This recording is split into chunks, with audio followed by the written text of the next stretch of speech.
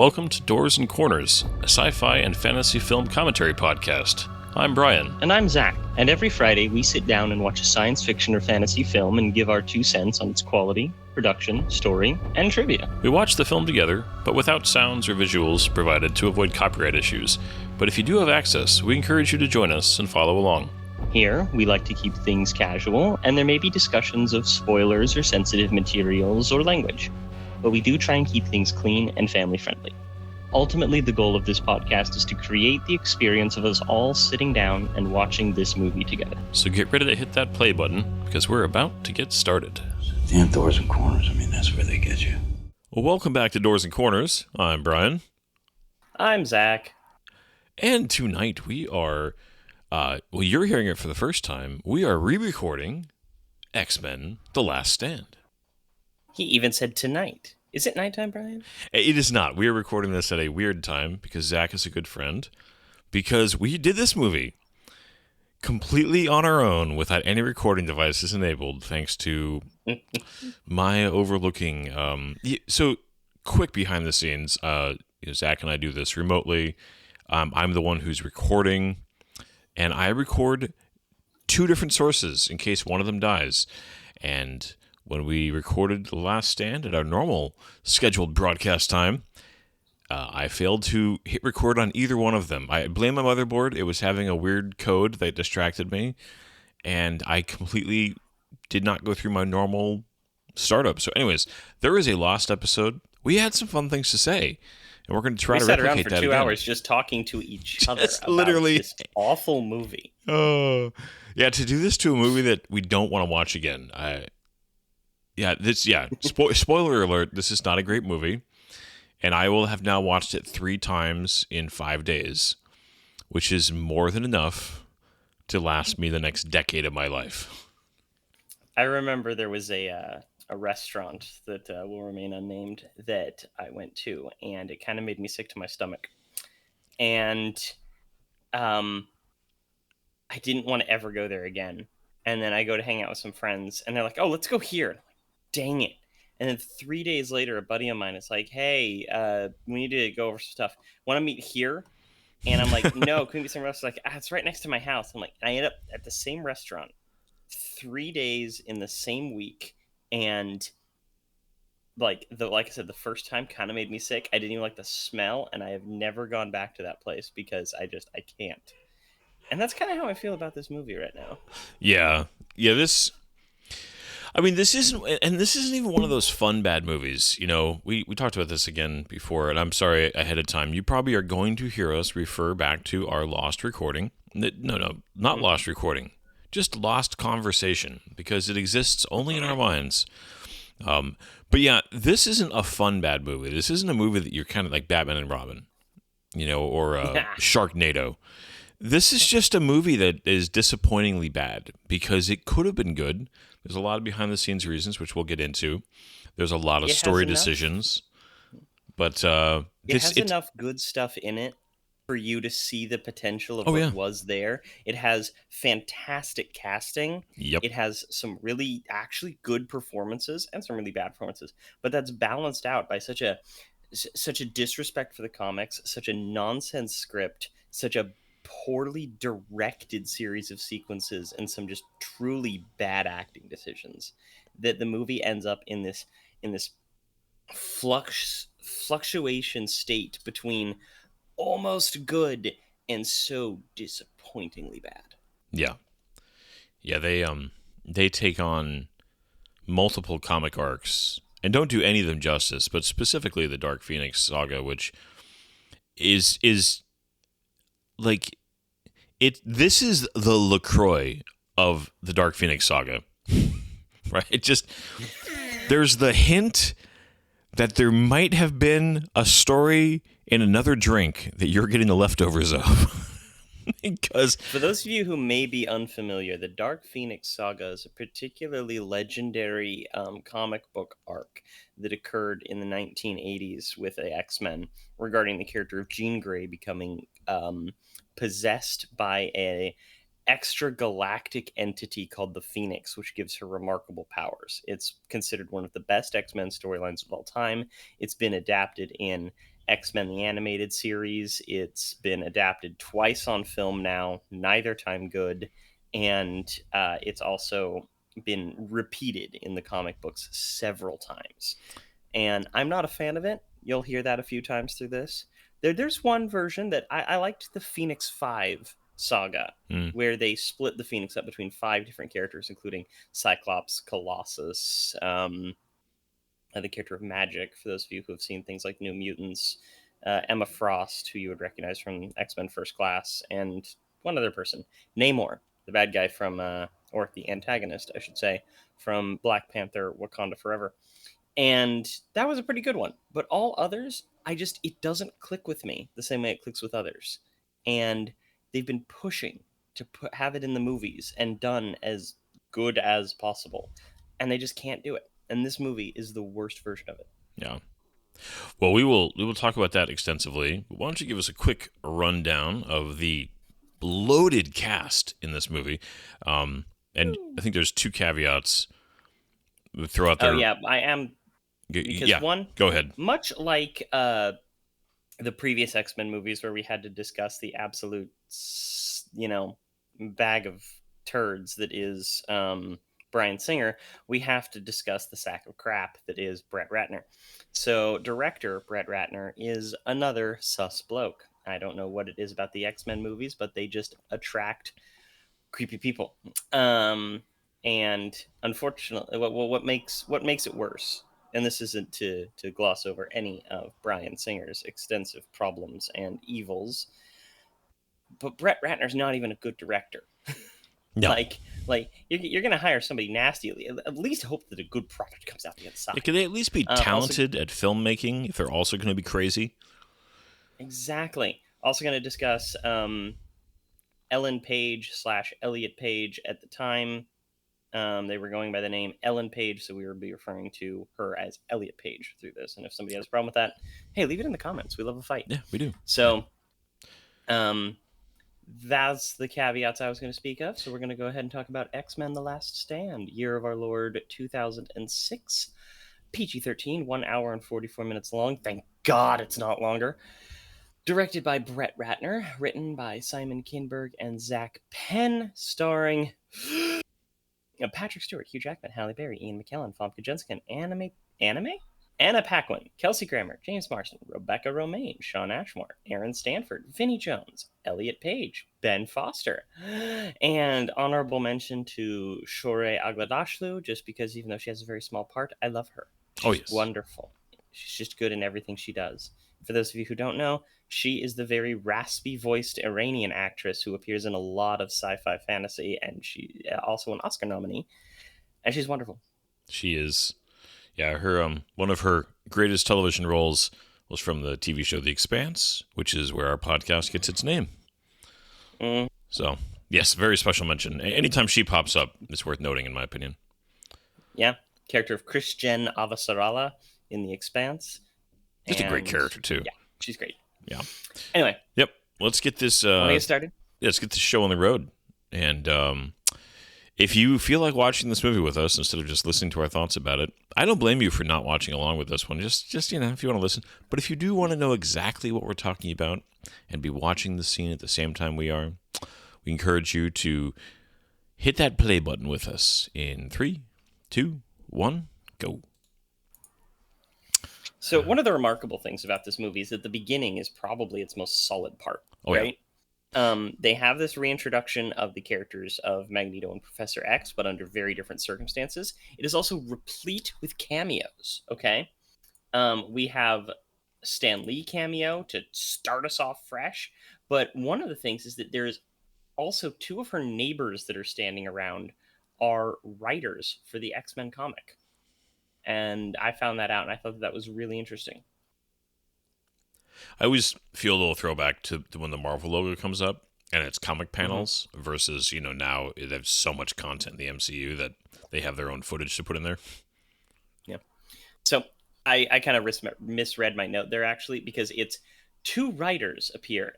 One of them includes Stan Lee. So Waterhose Man being Stan Lee and Lawnmower Man is actually Chris Claremont. And he is an extensive writer for Marvel. and hugely involved in everything X-Men. This is also the very first appearance that we have of digital de-aging used in a major movie. Yeah.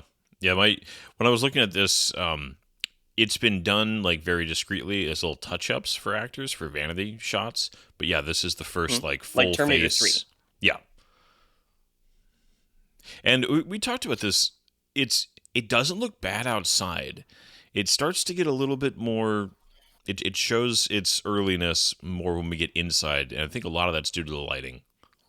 Well, that's always been the problem with full digital characters and digital rendering is lighting. Also, Jean Grey's father in this scene is played by a voice actor who appeared in X-Men Evolution.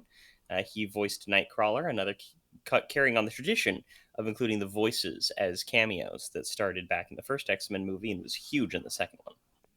Yeah, it's definitely a great little nod to those artists who do so much heavy lifting in the great animated series of all times. Because X-Men wasn't like a super mainstream comic in like the 70s when it started, and then going into the 80s and even into the early 90s. It was seen as a little bit one of those kind of, oh, it's that one team up thing that is, very political. It wasn't really until the early video game series, the arcade games, and the X-Men animated series that people really started seeing the X-Men as a major Marvel property.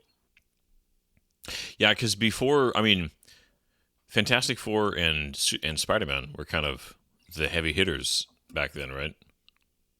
Spider-Man still is, obviously, but there's Stan Lee. Mm-hmm. And the Lawnmower Man before him was the gentleman that I mentioned, Chris Claremont. Okay. Yeah, Patrick Professor Stewart. X's de-aging is pretty good. Ian McKellen's is rough. Yeah, I would say Ian McKellen's I feel like never looks great. Patrick Stewart sometimes he looks fantastic. Other times you can tell that just something was a little off there. But so we go from 20 years ago to now 10 years ago. This is like the roughest scene. Yeah. Like this should be in freaking Logan, not in X-Men 3. Yeah, this is a fantastic setup to the both the character of Angel. This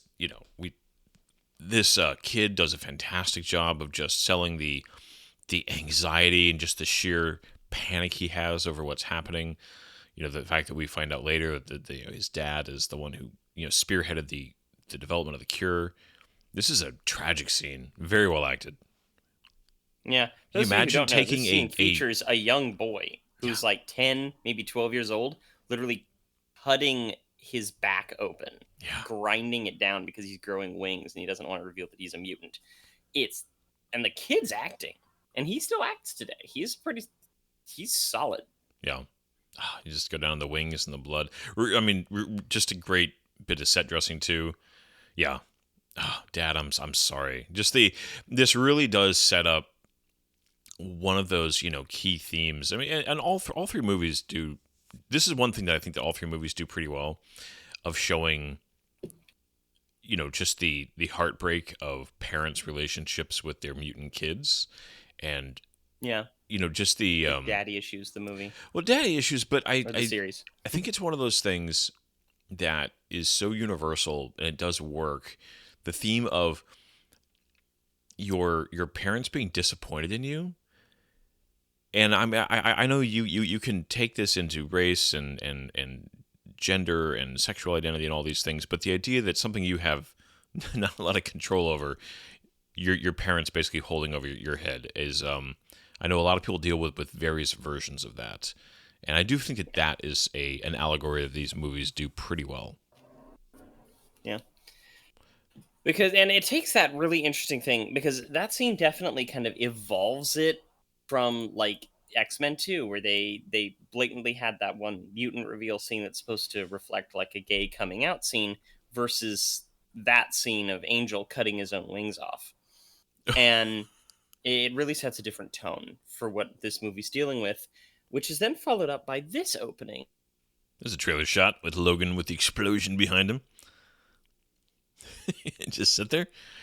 I do think it's interesting that they immediately show too the Danger Room was capable of physically hurting them. Yeah. Oh, and I mean, we get kind of a little reintroduction to everybody's powers here. It's nice. You get Colossus, you got Rogue, you got Kitty Pryde, you got Iceman. I mean, it is a nice little kind of catch up to what everybody can do. Yeah, and it's their new looks. Logan has fuller hair. Storm has this just really early 2000s messy thing that really doesn't look very good. But you see them kind of trying to incorporate Rogue's powers in a meaningful way, but that's something that these movies have always had trouble with. Yeah, is making her like an active member of the team that makes sense, because her power doesn't really lend to it super well. And well, how do you know when in the comic run they gave her other powers? Because I've actually, like, in the X-Men animated series, she basically always had her flight and super strength and very high toughness factor. That's kind of all. I mean, other than these films, I've always known Rogue in that final form where she has those additional powers, which makes her a powerhouse on the team. Versus in these films, they chose to kind of keep her with just her power of absorption, and we'll talk about this too throughout this film. They do Rogue's character just so dirty in this movie, because they so clearly do not understand that her main purpose is to be the ultimate stand-in for somebody who wouldn't want her power, that her power is just a burden that she would want to get rid of. And for her to accept it would mean so much. And the fact that in this movie they basically just like hand wave it and be like, nah, she's just gonna go get the cure, and that's it. I summed up everything about her in this entire movie. They do several characters really dirty in this, and it's because they pushed this movie into production very quickly. That's the story that they give. So Rebecca Romijn, Anna Paquin, and James Marsden supposedly all had heavily reduced roles because of scheduling conflicts with other films. And I think that that's partially true, but I also think that they just didn't know what to do with the characters, which is annoying. Cyclops is the main character of the Phoenix Saga, and he's in this movie for less than 3 minutes. Yeah. Like, the hell. But in answer to your question, Rogue gained Carol Danvers, Captain Marvel, Ms. Marvel at the time, powers in Avengers Annual Number 10 from 1981. So, okay, so it's been a long time, 81. Yeah, she had that, and that was actually like her first appearance. Like, Rogue started with those powers, or like she got those powers in her debut. Yeah. And it makes sense because, again, in a, not that the X-Men is all about combat, but in combat, her powers of just absorption don't do a whole lot. Mm. Well, she... very situational, I guess, to put it that way. She was a villain to start. Mm-hmm. That was her whole thing. Her first appearance, she's practically depicted as like a sociopath. I think that they even have some line in there about her like having no conscience, and she's just like, she's this sweet little Southern belle. It's quite different. But now we're introduced to freaking Kelsey Grammer as Beast, which is like one of the single best castings in all of comic book history. And his character in general is one of the really good strengths of this movie. I mean, there's not very many, but it's definitely one of them. Yeah, and the role was initially offered, actually, before Kelsey Grammer, to Sam Neill.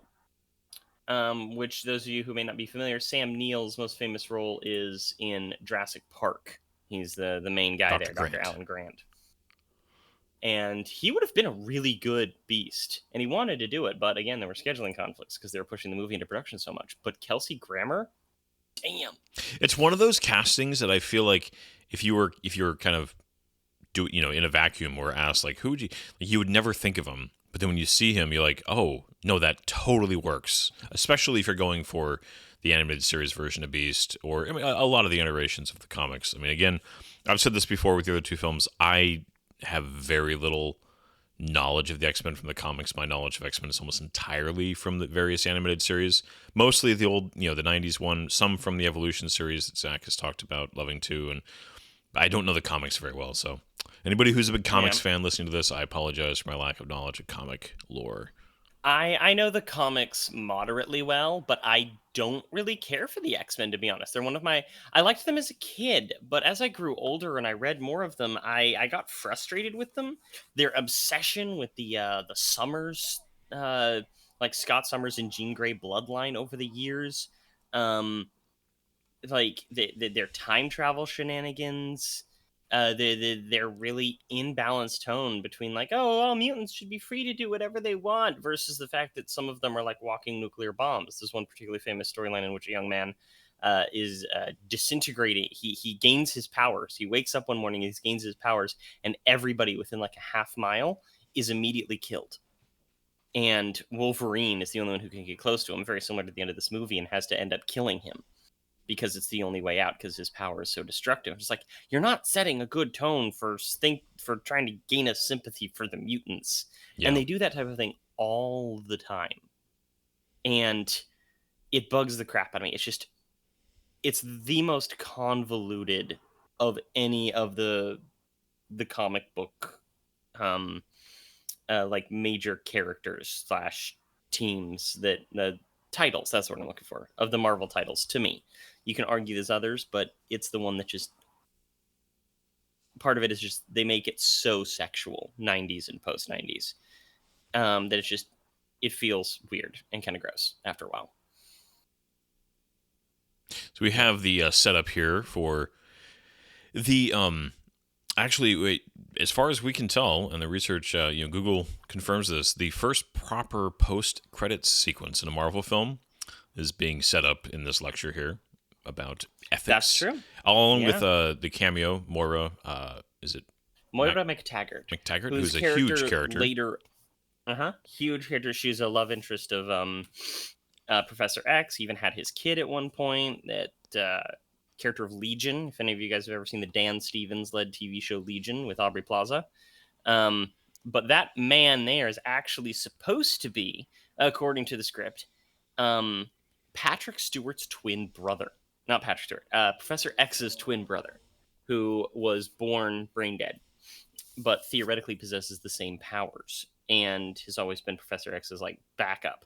He has often had a twin in the comics, including the villain Cassandra from Deadpool 3 or Deadpool and Wolverine. I mean, and, that's a nice version of, we did The Island recently, just having a spare, around. Yeah. It's handy. a quote-unquote ethical spare. I guess having a brain-dead twin is less of an ethical dilemma than, keeping clones in a 15-year-old state underground. Yeah. Oof. So many cameos in this scene, like you said, they just like as they're walking through. Yeah. I do they're love. All supposed to be different. Yeah, I do love the X-Men movies and showing the powers being used for just regular stuff, like not just big moments, but also just note taking and paper airplanes, and I want to turn on the TV. I don't feel like putting this in the fridge. I mean, all that kind of stuff. Yeah. I always felt that there was a huge missed opportunity. Okay, I get that the X-Men movies are big. This was a big deal. I get why these movies were made. I love Last Stand. I love Days of Future Past, especially the extended edition called the Rogue. You love Last Stand? Did I say Last Stand? You did. I meant First Class. Like, really? X-Men First Class and Days of Future Past. Yeah. But I feel like they missed a huge opportunity in that the X-Men is the perfect franchise to make a TV show of. Like, having the X-Men mansion, making it about the teachers, making it about the students, and there is this kind of, paramilitary group of them that goes out and handles mutant business. You only need one set. It's easy to have rotating cast members, do long-term storylines that have a lot more weight and meaning. And really bothers me that they've never done that, because it's perfect. Well, and so much of the X-Men's story, isn't super action heavy. So a show where you only need to have an action scene, every couple episodes would give you the room to explore the relationships and the themes much better than you could. I mean, the fact that this film, and this film really is one of the best examples I can think of taking complicated stories and cramming them into the Hollywood blockbuster formula. Because Mhm. the fact this is only, a little over 90 minutes long, and it's taking two iconic storylines from the X-Men comics and just streamlining them to the point where there's no resistance. It's just, like I said, the most bare bones version of each story. Each one of these storylines could have been multiple films, and if you were doing a TV show, you really would have the time. Like the Cure would have been like a season of television going through that would have been really well done. Not would have, could have. And the same thing with the Phoenix Saga. It needs some time if you're going to tell it correctly. And you don't need both of those crammed into an hour and a half, where you also need to have lots of explosions. Yeah. Part of the issue is also the studio. They wanted both of the Cure storyline. They really wanted it. The original plan was always to adapt the Phoenix Saga, because that was alluded to at the end of the last one with the death of Jean Grey and the appearance of that Firebird-like thing underneath the water. But the studio was like, no, we need to do this Cure storyline that was done in Joss Whedon's run of the X-Men at the time in recent memory. And they even offered the director's chair to Joss Whedon, and he turned it down in order to do a Wonder Woman movie that never actually happened. Oh, and here we have this one scene where they're talking about the Cure, and Rogue comes in. She's like, "They can cure us," and Storm's like, "No, there's nothing to cure." And that scene got memed with, it's just like, "Oh, here's the goddess who can create clouds.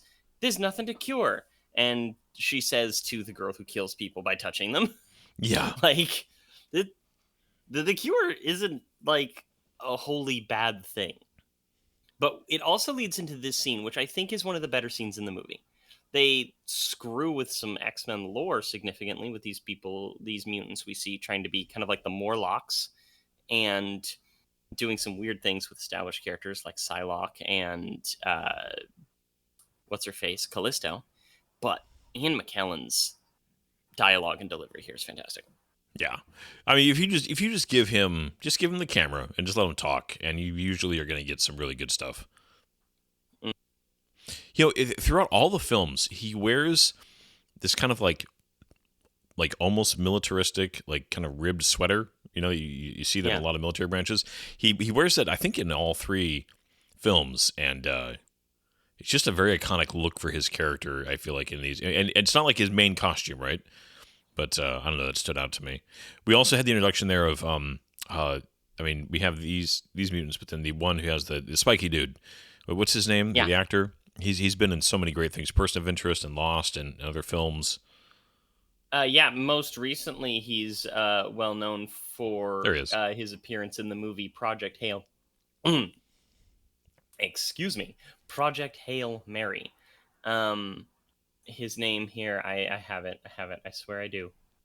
Yeah, he was the commander who unfortunately passed away. Ken Lung. Yeah.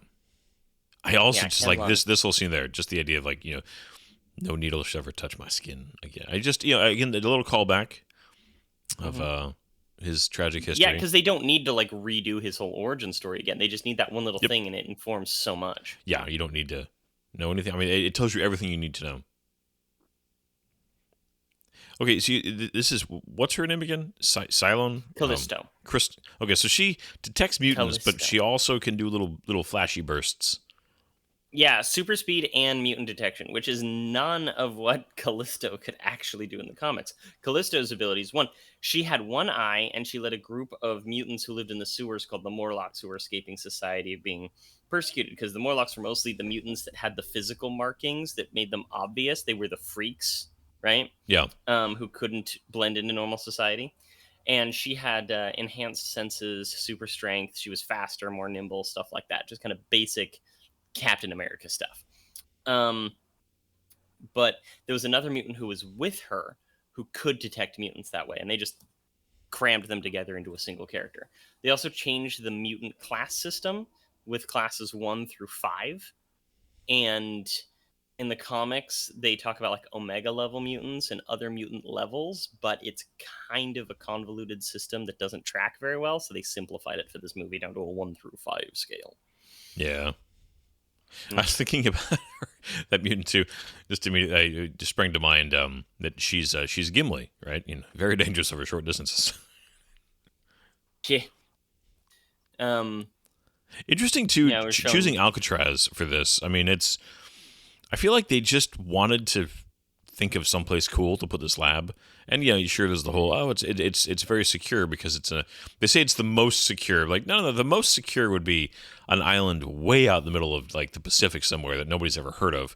The middle of the San Francisco Bay is probably a pretty well-known spot, but I think really it comes down to let's pick something that's very visually iconic. People immediately know where it is. It gives us the excuse for the Golden Gate Bridge scene later on. So. Mm-hmm.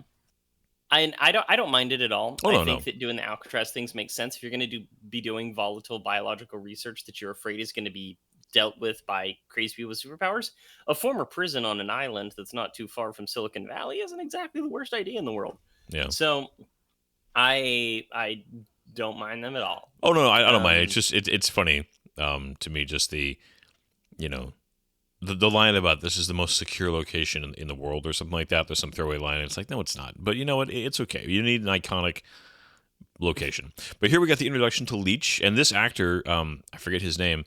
I know him from Stargate for the most part. He played a young Orlan who came back to help Sam save the day about the Ori. But I know he's done other things also. But very small little role here. But he does a good job. Yeah, he seems to have retired from acting for the most part. He's got like a couple things upcoming supposedly, but he like hasn't really acted since like 2019. But he's been in several things. He was in the later Twilight movies, like pretty much all of the Twilight movies except for the first one, as well as of course being in Stargate. For a while, I thought he was this one actor. I confused him with another actor who was in 24. He played Jack's nephew or something. Oh, I know who you're talking about. Yeah, they do look somewhat similar. Which that actor actually died, unfortunately. But yeah, he was also in stuff like Juno with Ellen Page. But yeah, mostly known for Twilight. This scene, it's just, I feel like they filmed him on location, but I also feel like they just did reshoots or something in a studio. We were talking about this when we previously recorded. There are scenes where this looks great, and there are scenes where I feel like he's definitely standing on a box on a green screen. And it's hard to tell sometimes. But it's I was thinking when he drove up, they barely show it there, but the bike that he's on, the Harley didn't have spokes in the front wheel. It was like a full disc kind of filling it in. They had the X behind the Harley logo on the gas tank. It's interesting, and of course there's the whole you drive up without a helmet, so you're cool or you're in grief. One of the two. You're either really cool or you have a death wish or you don't care. That motorcycle is very expensive, and the director, Brett Ratner, actually kept it after production. Okay. Little piece of trivia there for you. Yeah. Here we go. She's back. Oh my gosh. I don't really care for Famke Janssen, to be honest. I don't think I think she was one of the weaker castings in this movie. Her best performance by far to me was her first big one in GoldenEye as the Xenia on the top. On the top, yeah. I mean, because she just gets to kind of ham it up and have a good time, and she does. Like that final scene where she repels out of the helicopter and nails Pierce Brosnan, and just where she's grabs him and just licks his face, and it's so she just gets into it. And as much as it's a little disturbing, it also is. I think it's her best performance because she just gets to. Yeah, well, it's supposed to be disturbing. She's supposed to Oh be yeah, just creepy, kind of gross. and, oh yeah, You know? and it works. It's to me that is when I think of her, I think of either that or I think of her as just the unfortunate husband of Liam Neeson in Taken who needs to get rescued in the second movie. The unfortunate husband of Liam No, Neeson? sorry, ex-wife, Yep. And who's married to what's his face from 24, who's like the bureaucrat who ends up dying in the second season. oh yeah, He flies the yeah. plane in, lets Jack live, sacrifices himself. That's- Xander something is the actor's name. I don't Anyways, sorry, know. but yeah, she in this movie, she has one or two okay scenes, but a good chunk of her acting in this movie is staring while action goes on around her. Yeah, that's the issue with it, is that her performance is rather uninspired, and she's just bland, and she doesn't really do anything in this movie. Well, Um, she is just a plot device, and they reduce the Phoenix to just a, we talked about this, or there's certain mental or conditions or disabilities that are kind of hot story items during different eras of filmmaking, and this was back when multiple personalities or personality disorders were a little more used in a very kind of broad stroke, blunt way. No nuance about it. Just, you've got two people, and one of them's horrible, and one of them's sweet, and that's it. That's as far as you're going to get into that mental condition, and they reduced the Phoenix to that. yep. But things are floating. You know, it's weird when things are floating. Mm-hmm. So it's never a good thing when things are floating menacingly. And it is kind of interesting because the whole fog thing, the idea that maybe her powers are so powerful that she blasted the entire top layer of the lake in order to create this fog. Yeah, because this beach is very different now. Yeah. Well, it's almost went from was when Scott was walking around on it. It was more like what you expected, lakes, more like rocks, that are floating here, versus now it's almost been pulverized, and it's almost like a sand. It's a much finer grit. And I don't know if that's because they were comping it in, but you can tell that this has the beach does not look the same. Put it that way. Yeah. And it's just was it because they had to change the cast, or is it supposed to be showing? So one of the things that they changed about this movie in production is that they had a bunch of these characters that were going to definitively die. And they essentially wrote in to the script Here's that, our big rocks again. They all had ways out. They had in the script even a scene at the end where Jean Grey's tombstone was going to be destroyed in a random pillar of fire. And then they have Professor X, who has his little clone body or brother body. And then Scott's death is ambiguous enough that maybe you can bring him back. And anytime you don't show a character die, I mean, I feel like you can just always hand wave that away, especially when you're in a genre like sci-fi or comic books. Yeah, it's annoying. So this conversation just bugs me because again, it's a no nuance conversation about something that is inherently nuanced, and it's between characters who at this point should be at a place where they could clarify things to each other. But this is an audience. I think this is an audience conversation where they just wanted to simplify this to the point where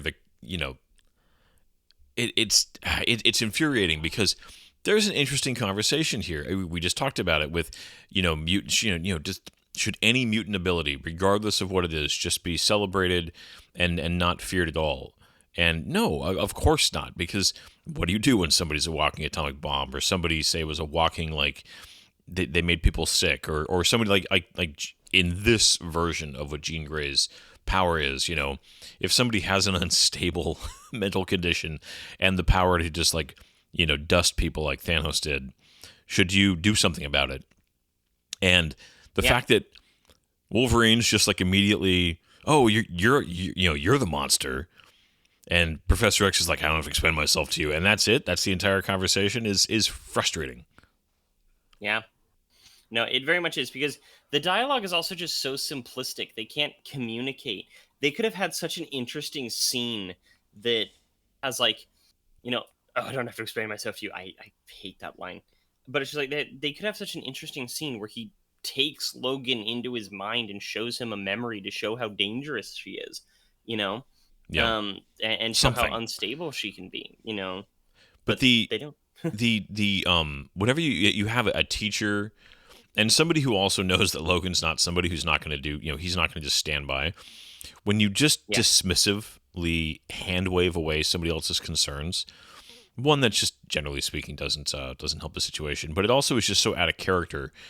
And you had a chance too for like two really good actors to have a scene exploring one of the core ideas behind the themes of this movie. It's disappointing. Yeah, it is. And Here we have like you said, those are two really good actors, and yeah. they could have done something really special with that. I always like here just the setup of like this. So we have the introduction of Ben Foster here, but this like okay, so to do this cure, we've got the board that's like set up here to strap you to.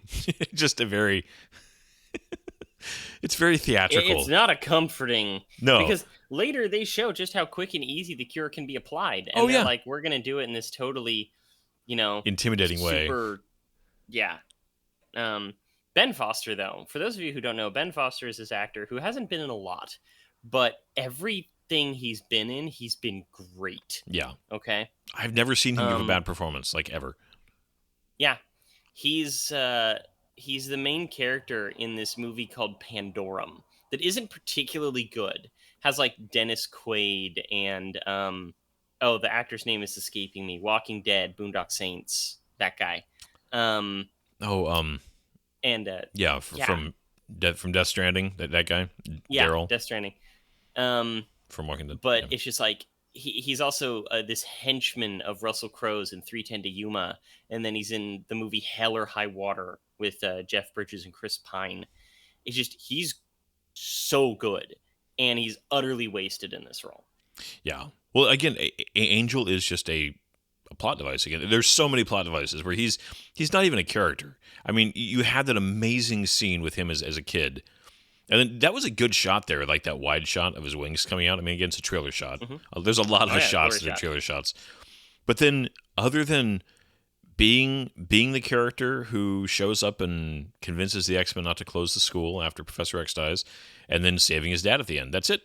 And then a bad CG shot at the very, very end of the movie of him flying over San Francisco. Yeah, it's really bad CG shot. Like hurts my soul. Bad CG shot. Yeah, and the character of Angel is one of the original X-Men, and he goes through so much. They use him again in X-Men Apocalypse because one of his big things is that he is ordained as one of Apocalypse's four horsemen, and he gets metal wings. Ooh, This is a good amazing scene. scene right here. This is like a quintessential Magneto scene, because it's just no nonsense. Yeah. This isn't ooh flashy flare. Look at how cool their powers are. This is like the most cut and dry. Look how terrifying this man's powers are, and I love it. He never moves. Yeah. And yeah, like you said, he just it's fast, efficient. It's flashy enough to make a great scene, but not in a he's showing off. He's just nope. All these guys are in between me and Mystique, and let's get to business kind of thing. I mean, just like Yep. the very first where he just crushes the first car and tosses it. It's just it's good. Brutally efficient. Yep. Um, Hapless guard gets killed, and then right? yeah. So we get our introduction here to Juggernaut and Multiple Man, Uh-huh. and so Yeah, Multiple Man Go ahead. is an interesting one. The actor's name is Eric Dane. I remember him from the TV show The Last Ship. He was more recently in stuff like Euphoria, Barf, and a number of other things. But the interesting thing about him is that he died recently. He had ALS, the same thing that killed like Stephen Hawking and everything like that. And he like recorded his death. Like he not like his actual death, but he gave an interview just before he died. He kind of kept a record of everything that he experienced throughout the situation and made like a little documentary almost about his death, and it's very impactful. It's really kind of humbling interview as you're talking to somebody who knows that he's weeks away from death. I think that's going to be like his greatest legacy. Juggernaut, played by Vinnie Jones. I always find it interesting choice. too that these guys are. I mean, I get their introduction. You want them in their costumes, right? But the fact that they're in their full, like, he's in prison, but he's got his helmet and he's got, he's in his full uniform, so to speak. Well, that wasn't uncommon in the comics for especially a character like Juggernaut, because how are you going to get off him? That's true. That's true. What are you gonna do? This is such a tragic scene, and this is an example too of a scene that it works and is so tragic because of the history these characters have had through these movies. And this is like the performance of Ian McKellen here, and like the look that she gives him up. I mean, she's also just a great actress. Yeah. Just the look that she gives him as he, the hopeful, like, oh, are you going to save me? And then he turns. I know. This is one of the best acted scenes in the film. I think this and the one with the kid. Yeah. And then as he walks away, the line "she was so beautiful" it says so much, because you also have an obviously beautiful woman here, but it just says a lot. Yeah.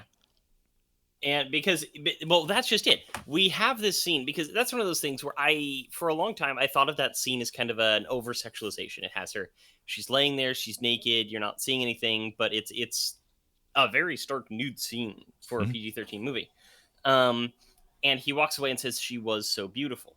It shows you Magneto's character in that her genuine beauty as a person. It's Rebecca Romijn. She's hot, especially in that scene, right? She's supposed to be.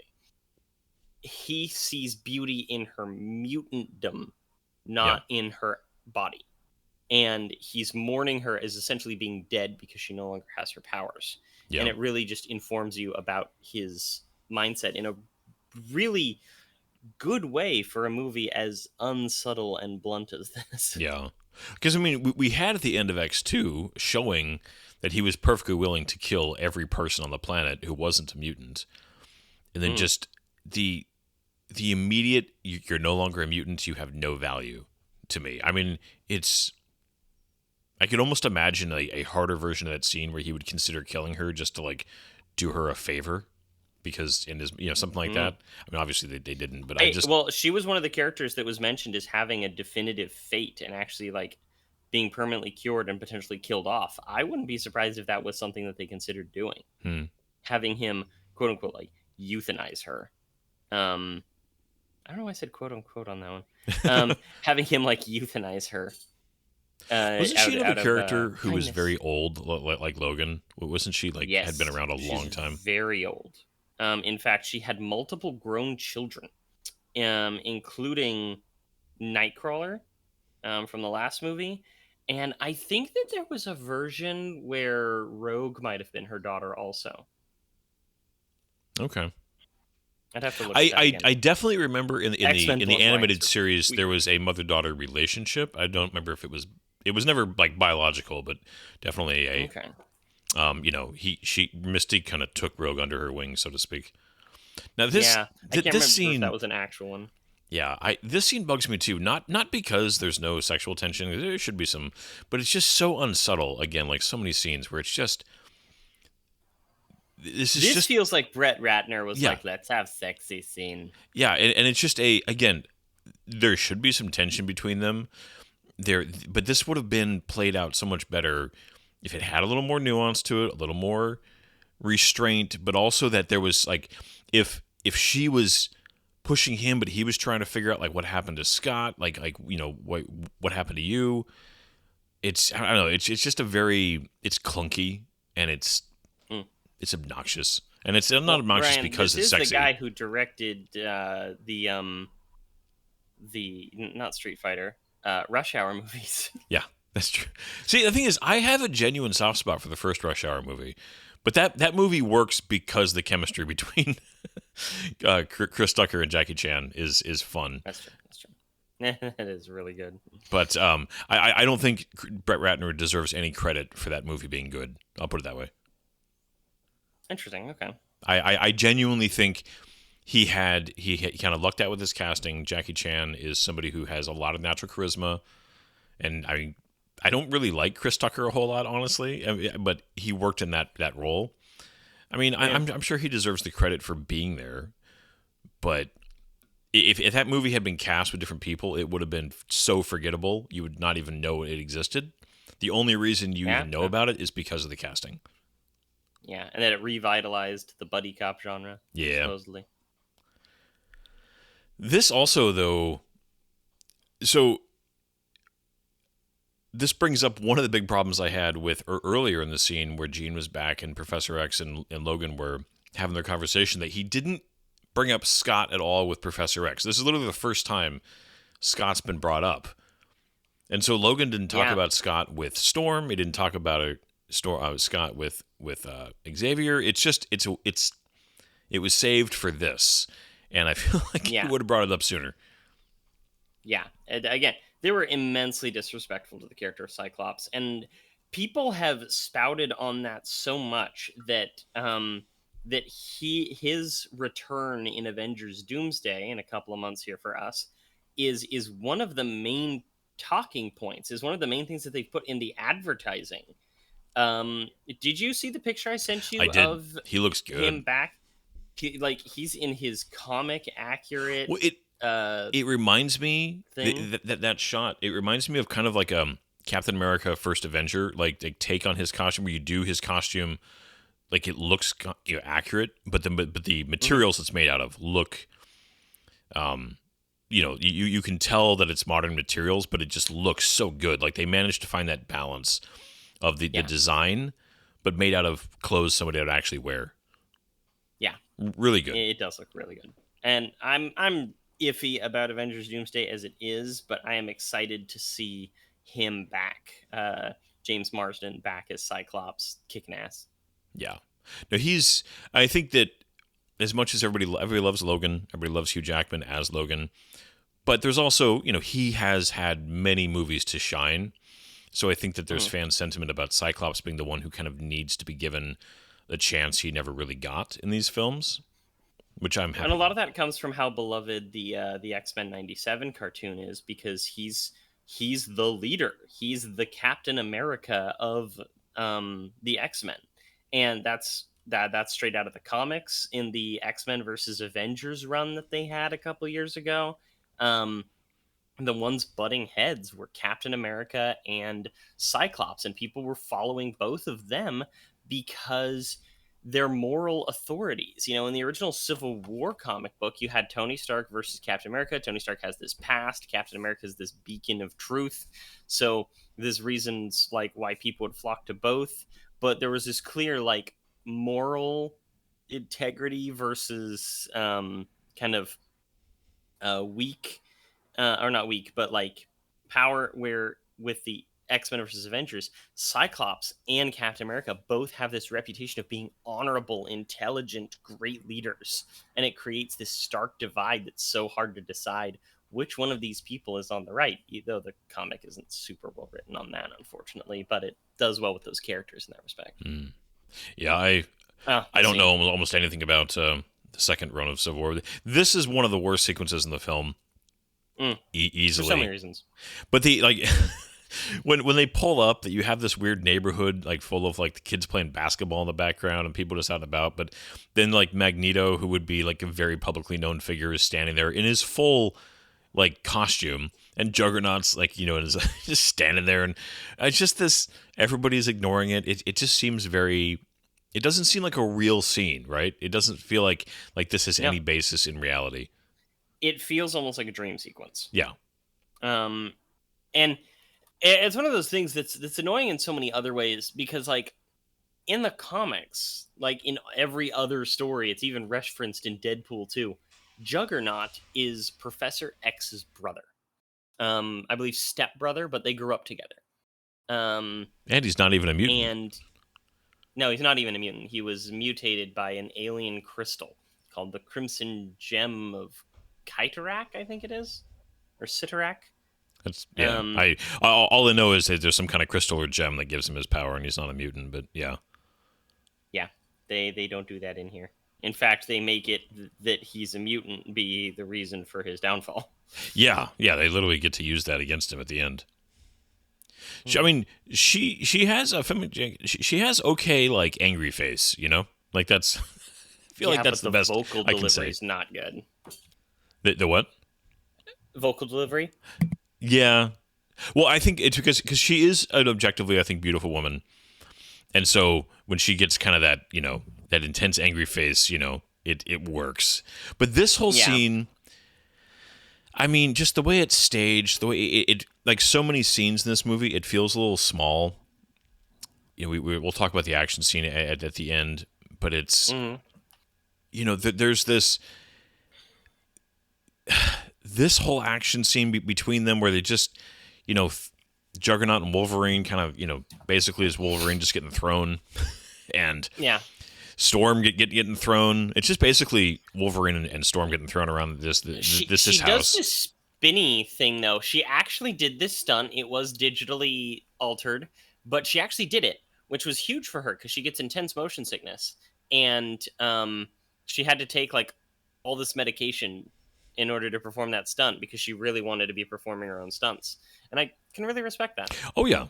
No, I have, you know, and we've talked about Halle Berry is somebody who is, you know, is not always great, but can be great. And I actually feel like she has a couple scenes in this movie that are pretty good. But it's just such a weird small action scene. I also, you know, the inconsistency of a lightning bolt being thrown at, is it Calypso again? Sorry, I'm bad at names. Calypso. Being nailed by a lightning bolt and being up and like full power like 1 second later, yet then gets killed by lightning at the end of the movie. So yeah, it's a little odd. But just remember the really big lady from Pirates of the Caribbean 3, okay? And Davy Jones sitting there going, Calypso. You know? Oh, man. But then you have this. I mean, the one thing, you know... Leaf blower face. You can say is that they really did put a big fan in Patrick Stewart's face. Poor guy. Because you can't fake those ripples very well. And at the time, the technology wasn't there to really fake those ripples as well as they do. His one eyebrow really is getting pushed up. But that one scene where they show of his hand where you see the skin flaking off and you see the bone beneath, I remember sitting in theaters and like cringing at that. That was an effective scene. Yeah. And like there's little things like that are interesting, you know? Because even a scene like this with the music, because the music in this thing, John Powell does really well. Wolverine like crawling along the ceiling with his claws like that, that's good. Yeah. That's good crap right there. It's all good, but I do feel like there's a lack of tension. It's just,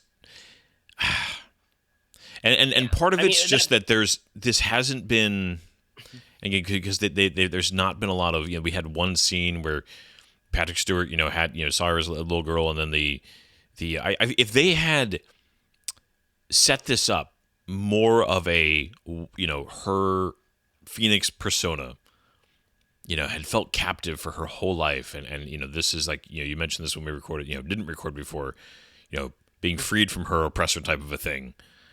Yeah. You could have made this more effective, but as it sits, it's just, I remember reacting to this in the theaters and just being very like, okay. Did you see them that time being thrown out the front? Yes, I did that time. Yeah, I missed that when they come running back into the house. I'm like, wait a minute, they were in the house, and you're like, oh no, they briefly show them both being expelled from this house when it lands. Hunted. Oink. You notice that his costume doesn't have a speck of dust on it?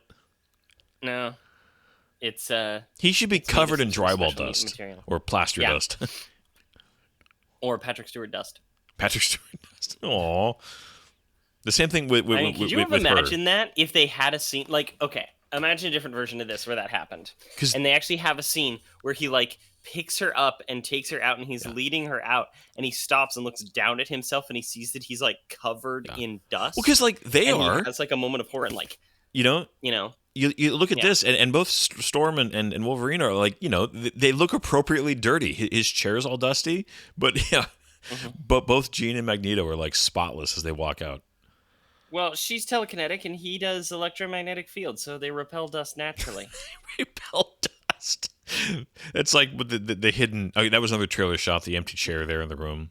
There's so many. Mhm. So the get to this now because I don't want to belong this movie. I can't speak this morning Okay, as recording, but the trailer for this movie was genuinely exciting. Like the hype for this movie before anybody actually saw it. And there's so many moments that I remember from the trailer, things like, Hugh Jackman, standing in front of the explosion of the danger room, that shot of the chair, the later when we get him sliding down the corner, there's a lot of very clear trailer moments. And the trailer got me hyped. I mean, I was there opening weekend, Mhm. excited for Mhm. this movie. And then I I love saw it. trailer shots. I do. I love good trailers because good trailers are so hard to come by these days. Have you noticed like most of the trailers these days have that like one sound effect Yeah. over and over again? The like goop Well, katoosh thing too many over and yeah. over and over and over and over. There's there's that kind of stuff, and there's also just the kind of Hans Zimmer, and I like a lot of his music, but that just big loud noises over trailers. I remember after the Inception trailer came out, that was like took over trailer design for like 10 years, Mhm. and Yeah. yeah, it's just but a really well done trailer. I mean, even a really well done teaser.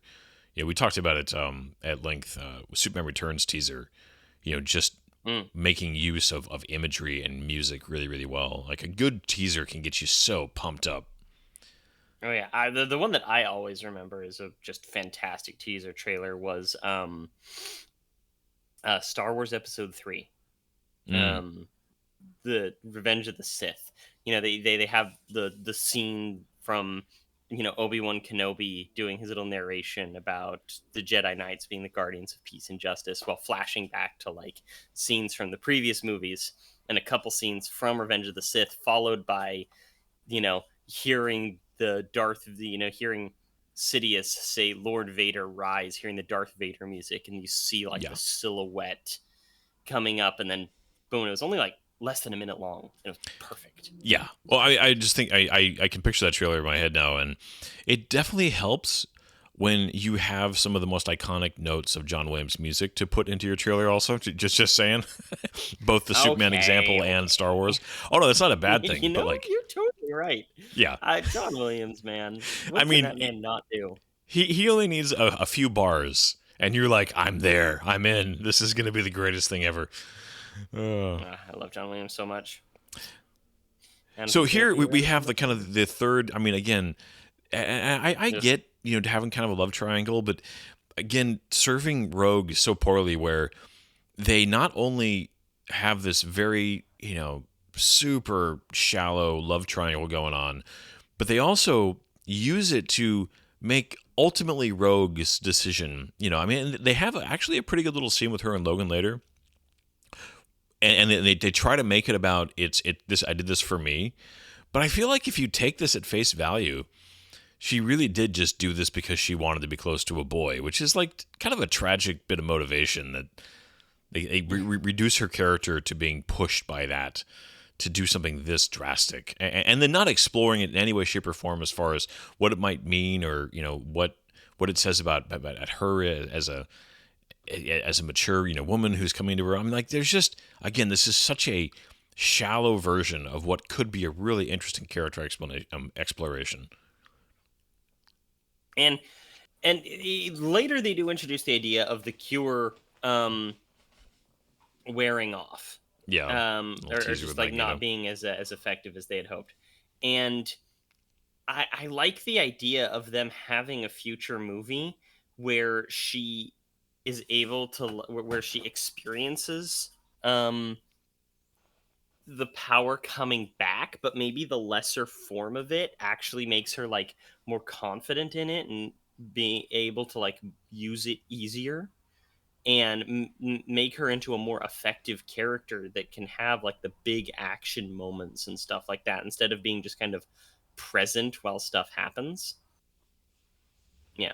Yeah. It's Well, it's because I mean, we're not, for anybody who's interested, we're not going to jump immediately to the next X-Men films. We're going to take a little break from X-Men, and then we'll definitely get to Yeah. First Class, Days of Future Past, and all that stuff later. But it's interesting that our goal is to pretty much never do like more than 3 of a series in a row. Yeah.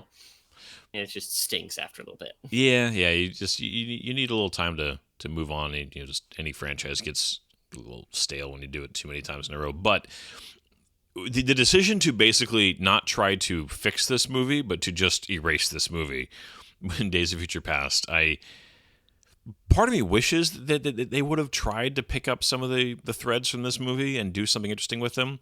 But I also totally understand why they're like, you know what, just never mind. The thing is, they didn't actually like write it out. They didn't reference it, but there's little things. Okay, Scott and Jean are still dead in Days of Future Past. It does reference some stuff from the Wolverine, and the Wolverine ties directly back to this. And so it's still in the DNA. It's just they know that it's the weaker one, so they don't do it. Yeah. But back to the actual movie, I like that scene that they just had with the gun where he's like lifting it and it's like floating a little bit as he's talking to her about it. And then when she takes hold of it, it doesn't rotate kind of unstably the way that he has it. It like you could see the shift in power that hers is much more skilled and precise. And it was actually a show don't tell moment that was really good. Yeah. Which is rare for this movie. Yeah, that she is orders of magnitude more powerful than he is, but she is also unstable.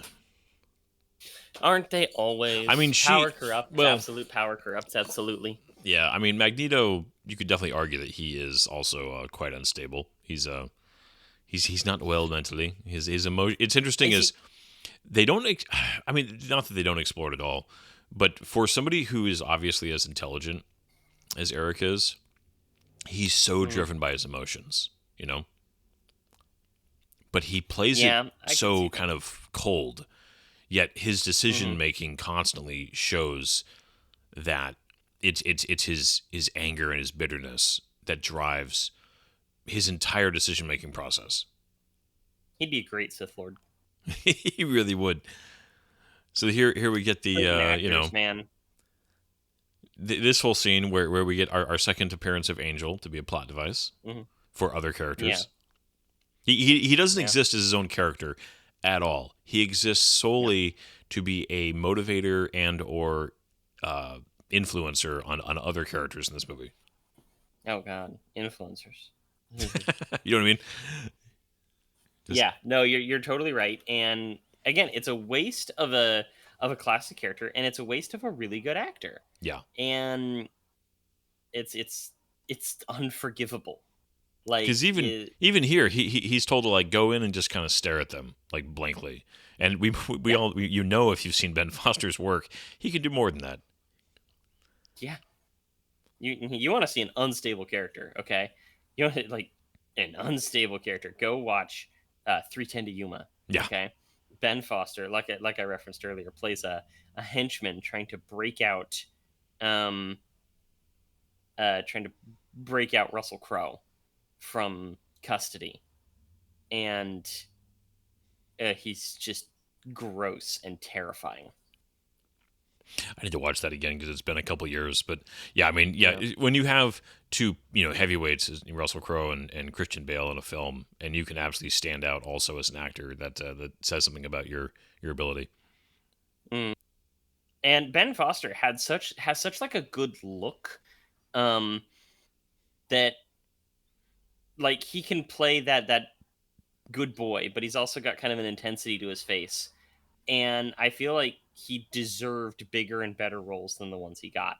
Like he was always one that I so wished could have become like an A-lister and gotten a headline role like a Green Lantern or something like that, and he never did. Yeah, and he's probably in his late 40s. He's got to be in his 40s by now. Yeah, late 40s. So I mean, he still has time, but he's kind of past that that peak, 30s, where if you're gonna make it as a star, that's kind of when you tend to, if you kind of miss that window, it becomes harder. Not impossible, but harder for sure. Yeah, he was born in 1980, so he's got to be about 46 right now. Yeah, But about my age. you see, it also that I have similar feelings about Kelsey Grammer, actually, because I know that the ship has sailed, but I always so desperately wanted him to lead his own Star Trek series Oh yeah. Well, and he's such a big fan to bring too. back his Captain Bozeman.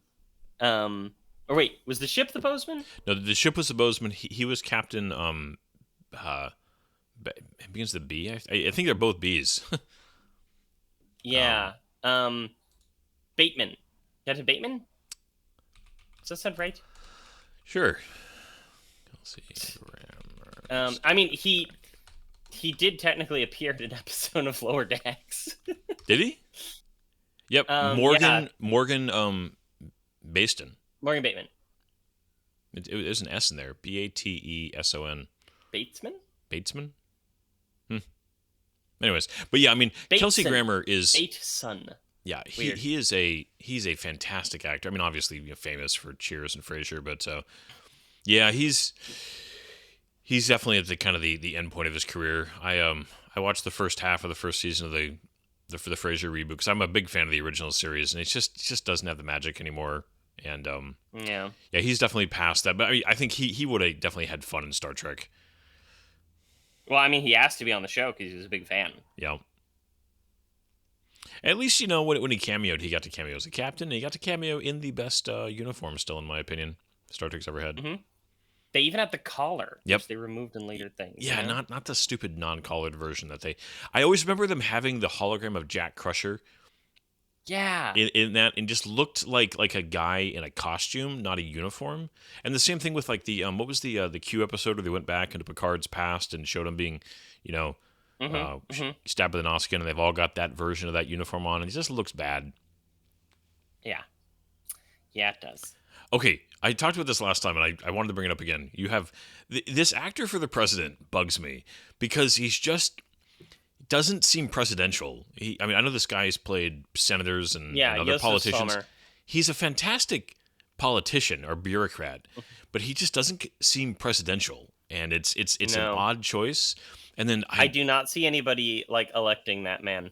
no. Voice cameo right here. Oh, Arlie Ermy. Arlie Ermy. Legendary. Like, this is the drill instructor.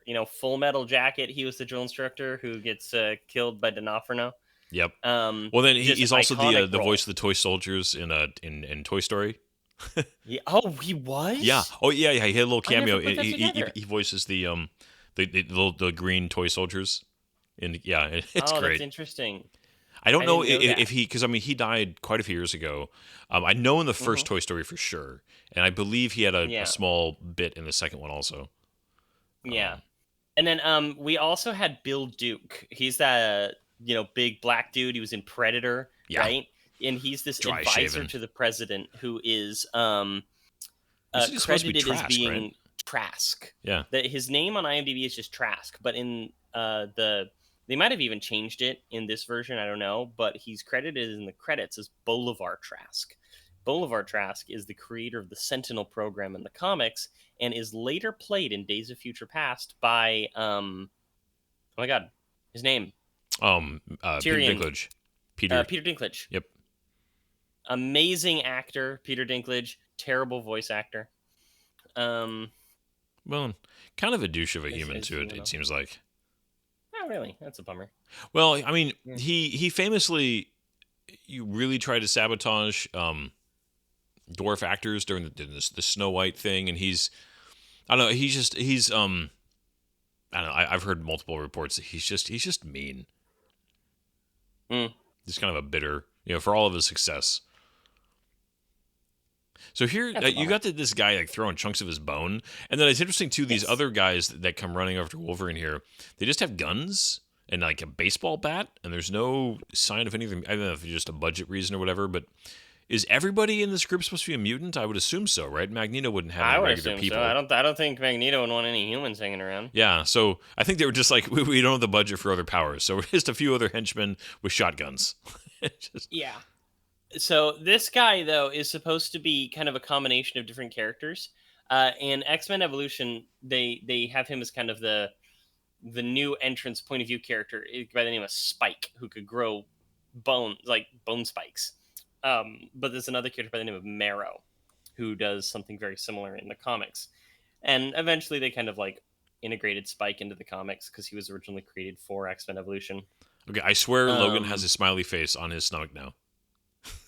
Oh my god, you're right. He does with his belt buckle and everything. Like a big O face. Oh no. Ah!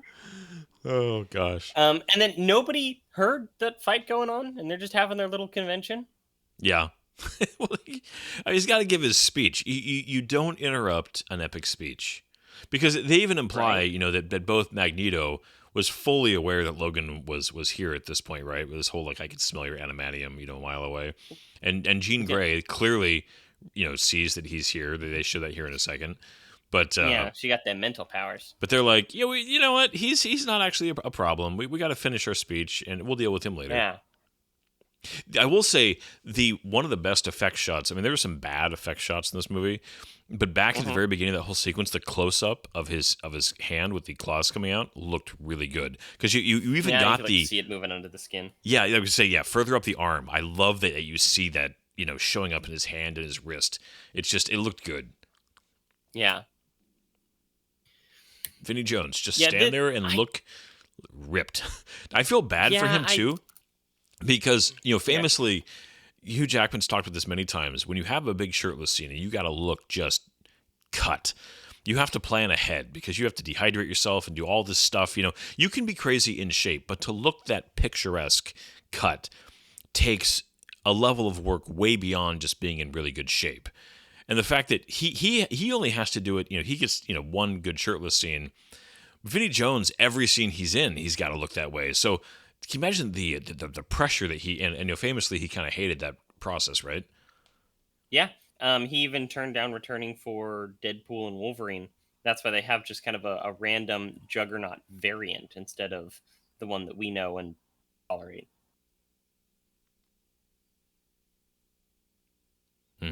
Yeah. I do This like all the dialogue in this sequence though just bugs me. It's so Yeah. simplistic. It is. I do like when he falls down, he's at least beat up a little bit. Here, Yeah. like they don't like he's a little torn up from the trees. I feel like they were so afraid of blood in this movie. They were like terrified of it. And Well, that whole scene where he's cutting through all those guards, there is not so much as a drop of blood that flies through the air, as he is like just slicing and dicing people. yeah. And here we've got coming up this scene. I don't know if this stood out to me last time. These spec ops guys that come into the woods, they've got the weird like opposite what nods actually look like, especially in this era where you have big fans of like 4 lenses, and here we've got like Cyclops nods where they've got this single lens right in the middle, which is, to the best of my knowledge, that's not. I mean, there are versions you can see, like helicopter pilots would have it, where it's a single lens, but it goes back to a very clear, binocular in the back to a single in the front. Like, that is a thing that mounts to helmets. But that, like, where it's a strap, some costume designer was like, this looks cool, with no thought to how that would actually work. I do like the thermals here, because this is reflecting like modern thermal technology, especially at that time. It's not green. I always remember that scene so distinctly, because every now and then I'm gonna get like movie scenes stuck in my head, and I can't remember where they're from. Of the guy like turning around in the ghillie suit, and he does the little forward motion, and the little forward motion is just done so smoothly, in like it doesn't feel right. It's so smooth. It looks almost mechanical, and it like I'll think about that scene randomly, and I don't know why. This was, I mean, if you were going to come up with one use of Multiple Man, I feel like this is actually a pretty good use of him. Yeah, his powers are always kind of different and weird across the comics. He's one of those characters where the power never is like consistent. He has all kinds of different use cases. Like, in theory, he would have been able to do that, but his main body could have been like further away and he could have escaped. But in other versions, he needs to be like really close to the actual uh, main body in order to reabsorb properly, or else it causes him problems, and having it not be absorbed will like kill him slowly or something like that. I might be making some of that up, but I remember there are very various uses of his powers that are a little inconsistent across the medias. And here we got the final setup as we're just going to race into the final scene of this. Mm-hmm. I mean, we get a little suit up. We get and we talked about this last time. You're a big fan of the Golden Gate Bridge being ripped up. I'm less of a fan of it, but you can tell that they, for as expensive as this movie was, this movie cost almost $200 million to make. And this was $207 million. This was the single most expensive movie. No, this was $250 million, which was the single most expensive movie ever made at the time, topping King Kong 2005's $207 million. Yeah. I mean, what did the Lord of the Rings trilogy cost? Like the whole trilogy. $100 million. Yeah. It's like, and this is, and that's in 2006 dollars. But because we just went through a few scenes there where it was like Magneto, talking to Juggernaut and everybody else and looking out at Alcatraz, and the blue screen work is so bad, or the green. I don't know if it's, but I think at this point it was more blue than green, but the same idea, right? Where you have a a color, and it's just the lighting's not good. It looks very much like they're standing in. You can tell they are not outside. Yeah, I think that's the biggest tell. Even if it's a background, you can just tell when an actor doesn't have any natural light hitting them at all. It's frustrating. And then when we get to the final scene, they just immediately do a cheat where they go to nighttime, because I feel like they just couldn't, and it makes everything feel very small because everything around it's like you just have a black curtain around the entire action scene. There's no wider world at all. Yeah. And it just makes everything feel... I want to mention really fast that there is a deleted scene where we just were, where Kelsey Grammer's Beast does a really, like, purposefully badly and over the top section of Henry V's Crispin's Day speech, Shakespeare's Henry V, the speech before the battle, otherwise called the Crispin's Day speech. That's all like supposed to be one of the great inspirational speeches ever put, pen on paper. And it really is. It's really great. I especially like Kenneth Branagh's rendition from the early 90s Henry V. But it's so bad. It's so cringeworthy. And it's kind of supposed to be. And I'm so glad they deleted it, though. Yeah. It's horrendous. So you had mentioned that they were working on this scene the entire time they were in production because it took so much work. I love the fact, by the way, that these kids have like a PlayStation in the back of this car. Yeah. It would have been a PS2 at this point, I guess. This is the near future. Yeah. So they were working on this because it's a mix of practical and digital. They built this entire soundstage that you see these actors on that is a replica of a chunk of the Golden Gate Bridge. And they also created some bigatures and some miniatures, and they had to just be doing it for months and months and months. And they even have like this scene right here. That's practical. They were pulling the cars to the side while people run through them. Yeah. Well, it's obviously on a soundstage, but they built a soundstage to look like the Golden Gate Bridge. Yeah. And the bridge and the cars all look good. It's just all the scenery behind them that looks bad. And then the really inconsistent size of Magneto's forces is crazy. And then give us your Magneto moves big stuff. I love when Magneto moves big stuff. Okay. So the first movies had some cool scenes for Magneto's powers, right? In the first one, it was the guns with the bullet going into the guy's head. In the second movie, it was his escape from prison, right? Yep. And pulling the pins out of the grenades. Then you have this. Like, what an upscale, okay? This is him showing that he's like a god among mutants.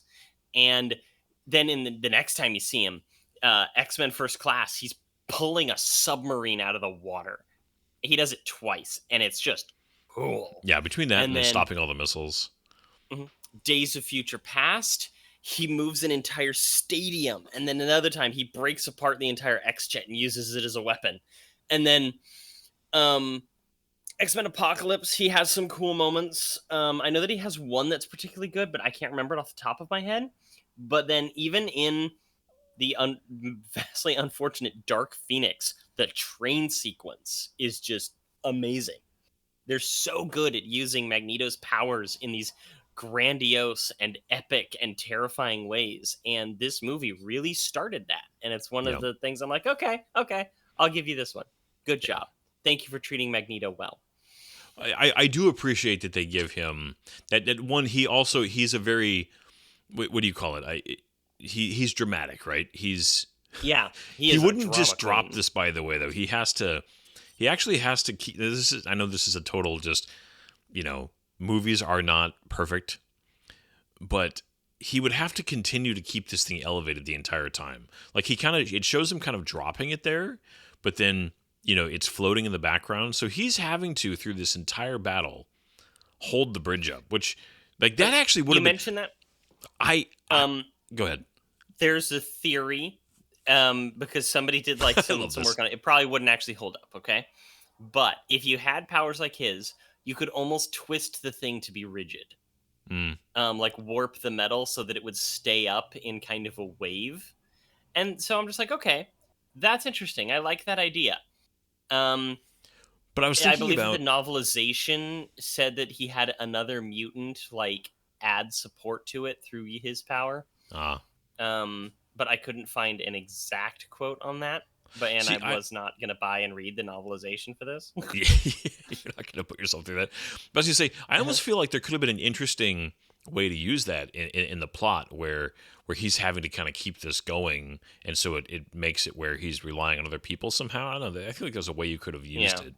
But either way, we get into this final action sequence, which, the famous line, pawns go first.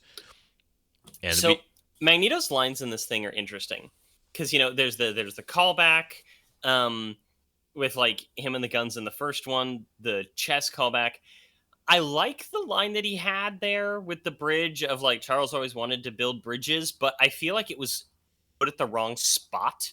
I feel like instead of him being just up by himself and then dropping the bridge, he should have dropped the bridge, floated down, turned to Pyro or something and been like, Charles always wanted to build bridges, and have a little smirk thing, instead of it's just him kind of talking to himself. Yeah. Well, I guess he kind of delivers the line to Pyro, but yeah. Mm-hmm. I also, it's interesting that we show not only does Magneto not care about, Raven, for instance, as soon as she becomes, loses her power, how much she dismisses her, but also that he doesn't really care about mutants as a whole. He very selectively, he has no problem sacrificing mutants, right? He is sending essentially all of these mutants to their death as far as he's concerned because they all get, normalized. But it's, he's continue so, though. Yeah. That does continue with his character because he did the exact same thing in X-Men 2 on a smaller scale. Yeah. He was willing to kill Charles and the other mutant that was controlling him, Stryker's son. Yep. In order to,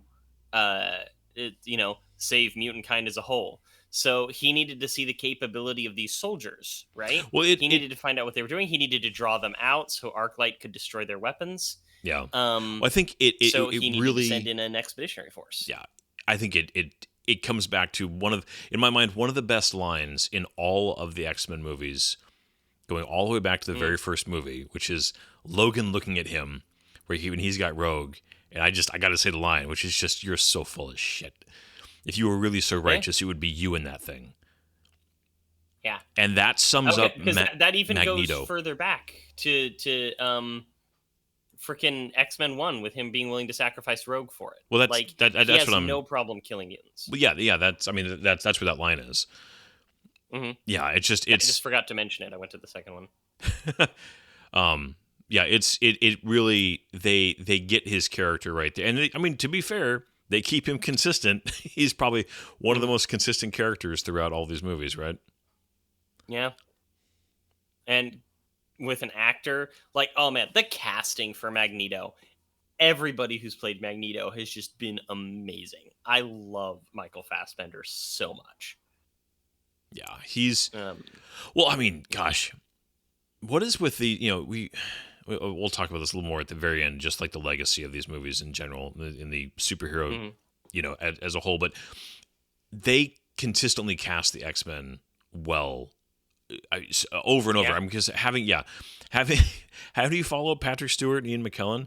You get Michael Fassbender and James McAvoy. I mean, just hitting it out of the park twice with your casting there.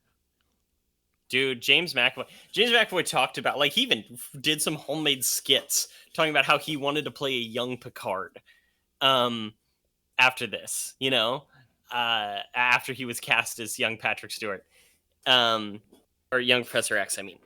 And just such good actors. Both James McAvoy and Patrick Stewart also have connections to Dune. Yep. Yeah, but specifically in First Class, Michael Fassbender just is a standout. His acting in First Class is first class. Yeah. And he keeps consistent with this version of Magneto. Well, you can tell that, yeah, he very much is doing, putting his own spin on it, like any actor has, total freedom to do, and they should, but he doesn't turn him into a whole new person. You can tell that he's not imitating Ian McKellen, but he is very much informed by him in the best way. And Michael Fassbender, like you said, he's one of those actors. I've never seen Michael Fassbender give a bad performance. He's an exceptionally good Snowman. actor. Really? Okay, I've never seen seen good in that movie. Well, I've never It's seen. It's one of the worst movies I have ever seen. I saw like half of it on TV, and he's so boring. He's so bland, and there's just nothing good about that movie. Okay. Genuinely one of the worst films ever made. Oh, particularly famous scene, memed to hell. I'm the Juggernaut, bitch. Because Brett Ratner loves calling people a bitch in movies. It's so juvenile. You can tell a Brett Ratner never matured past the age of 12 emotionally. Dude, okay. Anybody who's ever seen a picture of Brett Ratner, he looks like a frat guy who's going to roofie your drink. Like, I get it. That's judgmental if somebody's just like, they can't help their physical look. But sometimes you can just see that somebody's a thug. Sometimes a stereotype like a thug. is right. Okay, you brought this up more than once with this actually killer.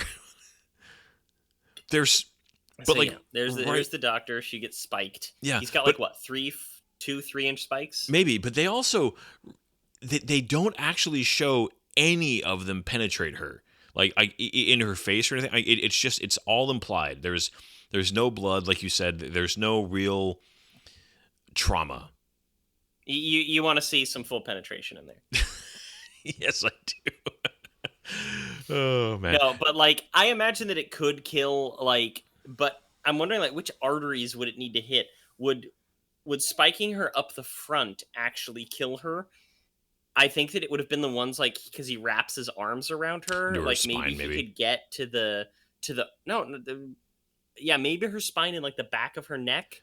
Yeah. What's I'm wondering if he was grabbing her and had his arms crossed over, her back. Oh, what's the artery in the arm? I always forget the freaking the name. Brachial? Of the artery in the arm. Brachial. The brachial artery. Maybe the one going through the armpit. Artery with his hand under the armpit. Yeah. Yeah. I like the dickhead joke because that was one of the things when they were first showing off the stills to this movie. Everybody's like, "Why does Juggernaut's helmet look like a penis?" It does a little bit. It really does. I do like the bits of like rebar showing in it, like it's a concrete helmet with rebar and stuff. It is a cool looking helmet as far as the material, the design could be, And then here we go, Angel. Once again, just like there you go. I was so disappointed in this scene in seeing it because I actually had the toy. Okay, I had this toy. Okay. I was a little old to be getting toys, but somebody gave it to me. I was like, okay. But in some toys and promotional images that they showed, they had Angel in a full X-Men suit. He had the white piping like Storm does. And it's not in the movie. And he looked good.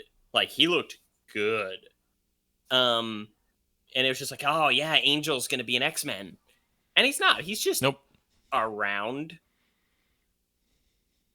This is one of the better effect sequences as far as you can tell they did some real work here for practical with, I'm sure, a combination of miniatures and probably a few full size. But They did. They actually looks good. had some full-size car chassis on cables that they launched above some actors. And I love that. yeah. But again, the entire background is just black. It's just there's not even light coming off of the bay. And I mean, if you've been to San Francisco, there is human-made light everywhere. I mean, you're in one of the most heavily populated areas on the West Coast, right there. Yeah. It's just weird to have it be like a black curtain around this whole thing. Yeah, it becomes less of an interesting like set piece and more of just like an arena. Yeah. Yeah, this feels very, very much like a soundstage. Like they are having a battle on a soundstage. And the whole point when you do that is to do your best to make it not feel like a soundstage. This This plan is good. Yeah. Like, this is one of the better parts of the movie. The whole as a team thing, I don't like that dialogue. Yeah. I mean, I appreciate that she does call back to the beginning of the movie with, the whole best defenses and good offense, which is, it's a classic line. It's also can be true depending on the situation. Mm-hmm. Then you finally have, Iceman and Pyro getting a little. No, Tessie. Oh gosh. Yeah. I again, what should have been like a real thing between former, best friends and brothers, just becomes a quick little kind of fan nod here with Iceman. Yeah. Because like Iceman was one of the originals. Well, like you mentioned here, they just fall for the exact same look that we've had with, wand scenes in Harry Potter, Superman with, his heat vision versus somebody else. I mean, the whole like different colored lines of power going from characters and intersecting between them. I mean, how many times has that been done? Yeah. And to be fair, this was one of the first times. We had seen it previously in Harry Potter and the Goblet of Fire. So it was, but it'd been in comics a lot. It had been in cartoons. And it's just like,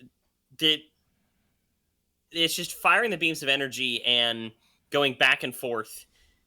Instead of actually having a fight, instead of actually having a choreographed scene, it's just sad. Yeah. But also having full Iceman was pretty cool. He had always been like that in the comics, and we hadn't seen it in live action before. I'm like, yeah, sweet. The wire work there for Logan was a little rough as far as just there was no dynamic. He was just flying like he was on a rail, obviously on a wire. Yeah. This though was good having Beast. Mm-hmm. Because Beast is the one that doesn't have any metal on him, right? Everybody else might have a little bit of metal or something. He wouldn't be able to sense Beast coming, and I don't think he would have predicted that because he would have known Hank. Okay. There's one of the things that like that's something they don't go into in here, but it was actually in some scripted stuff where there were and some deleted scenes that goes into the fact that McCoy was there with Charles and Eric building Cerebro and everything. Yeah, he was integral. He was part of the group. Yeah. And so he wouldn't have predicted that it would have been Beast who was the one to sneak up behind him and deliver the killing blow. Yeah. One thing that this movie also, I mean, it barely hints at that he's reading, what American Scientific Journal or whatever at the beginning. Because Beast is a genius, right? Isn't he like incredibly intelligent? Incredibly intelligent. I mean, you go look at First Class. He's the one who built Cerebro. Yeah. Yeah. Now this, okay, again, the problem with Phoenix being just barely even a thing, because this whole battle, she's just been chilling. She's just been standing there watching it. Mm-hmm. It's been established at her power level that she knew exactly she could have stopped Magneto from getting, darted by Beast there, because she would have been fully aware of it. She could have stopped Beast in his tracks. But she's just like, nah, and then all of a sudden, nope, the soldiers showed up, and now she's angry. And here's this, Why this is she big angry? emotional climax to the film that just kind of, she just got pissed off, and so now we get again her staring with stuff flying around her, and very selective deaths. By the way, you have this whole thing where there's the swirling vortex of destruction that she's creating, and they're going to show soldiers starting to get dusted here in a minute in that weird ill-fitting corset. And it's just, this is such an emotionally flat finale to me. Yeah, and it doesn't make sense. There's no reason that the Phoenix should have been part of this storyline. Fart of this storyline is a good way to put it. She's a big wet fart. Tragically, she's a tragic wet fart. Which I've experienced one or two of those myself. And the poor Jet. The poor X-Jet gets dusted. And then you just have these characters. One of those characters is supposed to be Psylocke. Okay, Psylocke is a noteworthy X-Men character. Okay, she was major in the comic books. She's become a little bit more noteworthy in mainstream media, especially because of the video game Marvel Rivals, which is very popular. She was played by Olivia Munn in X-Men Apocalypse. She's one of those super sexy characters. She gets overdrawn, occasionally, right? Yeah, overdrawn is definitely a way that I would describe the character's design. And then just this whole thing, if she is as powerful as all that, she should be able to just dissolve him. It's just because they're trying to imply, right, that basically his healing factor is good enough that he can kind of like counteract her. Yeah, but at the level that they've shown her at. Yeah. I get it. I mean, the idea of him being one who could make it to her, but it's still, I don't know. I like John Powell's score here. I think I don't that's mind the one music. of the good job. I do like the bits of his animatium showing through there. I think the effects work is a mixture here of okay and bad, but I do like where they let some of the silver show through his wounds. Yeah. Like, Hugh Jackman's such a good actor, and he's trying his best in this scene, but not even he can. Well, the problem is it's the problem isn't his acting. The problem is just this movie has not earned this moment, and she's not up to the task. And like you said, just as a rule, just everything. Yeah, as a rule, I love you, and then somebody dies. It is very difficult to make that work. There's a reason why Harrison Ford understood in Empire Strikes Back. If somebody does that, you've got to do something else to make it work. You need an I know, or you need something, because famously that was supposed to be, I love you and I love you, or they were supposed to, and it's like, this is not working, because that is a very difficult thing to pull off, and it didn't work here either. Yep, nope, it did not. It's just. But you know what? He looks good with his shirt off, so it's okay. Steamy poop. Steamy poop scene. I also liked that they had the wreckage that created this very convenient ramp right up to her for him to kind of dramatically walk up. Right? I also feel like there would be way less cars sitting on that bridge because Magneto threw so many of them on fire. No, that's exactly it. So that was pointed out. Somebody said it was a blooper, okay? That he was pulling cars and that he had previously shown them knocking all of them aside. Somebody did point out, and I think that this is rightfully so, that's not a blooper, that he would have pulled every car on the bridge up to use as ammunition. That was makes his sense. magazine.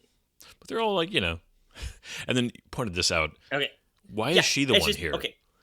Shadowcat's here sitting there looking at that. She never interacted with any of these characters. She had one line to Patrick Stewart earlier in the movie. Yeah. And she's just like... Her entire emotional beat was with Bobby, not with Professor X or Jean Grey or Scott Summers. And it was barely an emotional beat. And then... Okay, so there was a thing here. They filmed this scene a couple of different ways, Rogue coming back. One where she wasn't cured. she decided not to. One where she kissed him. And one of the producers really wanted that, but then one of the writers was like, no, because that would just make her character like what you were saying, to where she's only doing it for a boy, where she's like literally changing herself for sex because kissing represented sex. No. I feel Um, like what they did is marginally better than that, but it still is a total, Yeah. just, it's So a waste of her showed- character. they show the young man, the character of Leech, all right, and he's now at the school. Could you imagine the disruption that he would cause? Oh gosh, yeah. Like your powers just turn off every now and again, especially for those with like the physical deformities. Yeah. If you're like, because what is it? It showed that he had probably like a 5 to 10 foot bubble around him, something like that. Yeah, probably around 6 feet, I think. Yeah. Um, And then and here, it- you just get there's the no impact Yeah. to the events with the government. The president's just like, oh, now we have a mutant representing us at the UN. Where's the political fallout? Oh yeah, because the amount of soldiers who died, the Golden Gate Bridge being ripped off, and here they show like, oh, it's just ideally they're already rebuilding it. Everything is so in a intensely unrealistic way. The bow that they tie on this thing to be like everything's wonderful now, and here's Angel flying around, and just mutants and humans love each other. It's a load of BS that would never happen in the real world after the events we just witnessed. In a movie filled with like flying people and men growing spikes and moving bridges with their mind, my suspension of disbelief is stopped at the lack of political fallout from an invasion of mutants Yeah. on a military facility. Yeah, that would there's no way that would be responded to that way by the president. This is a good scene though. Like I love the lack of dialogue here. I'm glad that he's not with somebody else, that he's just by himself. And Ian McKellen is just, this is where he just needs to be looking, and you can just let him use his face. So, yeah, they filmed a bunch of different ending scenes. This was one of them. He didn't even know if this was going to be included in the movie. In the original script, it actually has him being approached by Mystique. And he's like, he's like, you turned us over. She's like, I did, but I got something else. And she hands him something that's like a vial. And he's like, what is this? And she demonstrates that she has powers again. And the implication was that it was a cure for the cure. And I'm so glad they didn't do that. Yeah, but to say, this ending is so much better. Yeah, the idea of getting their powers back somehow in the future, I don't mind. But if they had done that in this film's already so rushed. I mean, that's your Star Trek Into Darkness, where you kill Kirk and you bring him back to life 5 minutes later. So there's no lasting consequences. Problem of storytelling. It would have been it would have really undermined the film if you had eliminated consequences that quickly. Yeah, it's just, God, this movie is infuriating. Yeah, it's such a disappointment. I mean, I asked you this last time, and I'd like to ask again. I do not mean this in any way to prop up Bryan Singer as a person again, but I genuinely think this movie with him and Michael Dougherty, his writing partner, would have been so much better, and I'm curious what you think of that. Yeah. Oh, absolutely. You see, Bryan Singer is a creepy, nasty pedophile. One of the things that we didn't talk about with X-Men 2 that I was going to mention is that very famously his erratic behavior on set got confronted by the actors. And they were filming the climax of the movie.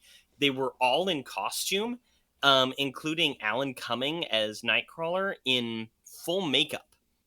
Like everybody, and they go to his trailer after he had disappeared, because that's one of the things that he apparently does is he goes and just disappears off set, and they can't film because the director's not there. And he they like confronted him in there, and they're just like, you need to get your shit together, get on set, and let's finish this movie. And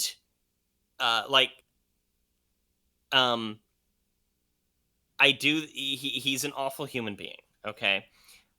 There's so many awful people in Hollywood and making these movies that to sit there and be like, oh, I'm going to take a stand on this movie because this director is a terrible person because we know he's a terrible person. When you have people like, Jared Leto's still out there working. Yeah. Okay. And how many the years stuff that we know about him, oh my God. Yeah.